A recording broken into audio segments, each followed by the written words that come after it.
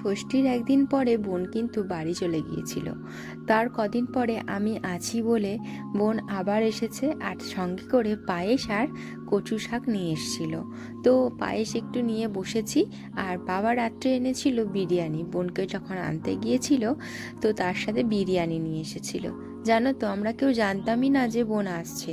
আমি আছি বলে, বাবু আছে বলে ওর মাসি হঠাৎ করেই এসেছে। তো দেখো, বিরিয়ানির সাথে স্যালাড দিয়েছে, একটু ধনেপাতা চাটনি দিয়েছে। আর এই যে বিরিয়ানিটা খুব সুন্দর খেতে হয়েছিল। আমরা দুই বোনে রাত্রিবেলা এটাই খেয়েছিলাম। জানো তো, হঠাৎ করে বোন এসেছে, বৃষ্টি হচ্ছিল, তো হঠাৎ করে গেট খুলে দেখলাম কে একজন এসেছে, তো দেখি বোন এসেছে। খুব ভালো লাগলো। তো সবাই মিলে দুটো দিন কাটিয়েছি। তো তারপরের দিনে বোন আসতে বেরিয়ে পড়েছিলাম মাসির মেয়ের বাড়িতে, মানে দিদি।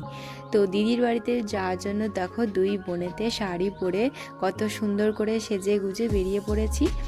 তো আমি একা ছিলাম বলে যেতে চাইছিলাম না, বোন এসেছে বলে মাকে নিয়ে আর বাবুকে নিয়ে দুজন মিলে গেছি। তো দেখো, দিদি চা দিয়ে দিয়েছে, তার সাথে বিস্কুট, আর এখানে যেটা দেখছো এটা হলো ভেজ স্যান্ডউইচ। তো ওগুলো খেলাম। দেখো আমার বাবু কত সুন্দর খেলনা পেয়েছে দাদার, কি সুন্দর খেলা করছে। আর রাত্রে খাবারে বসে গেছি, ভাত, আলু ভাজা, আর এখানে দেখতে পাচ্ছ চিকেন কষা, আর তার সাথে স্যালাড ছিল, মাছ ছিল, অনেক কিছুই ছিল। আমরা কিন্তু সেগুলো নিইনি।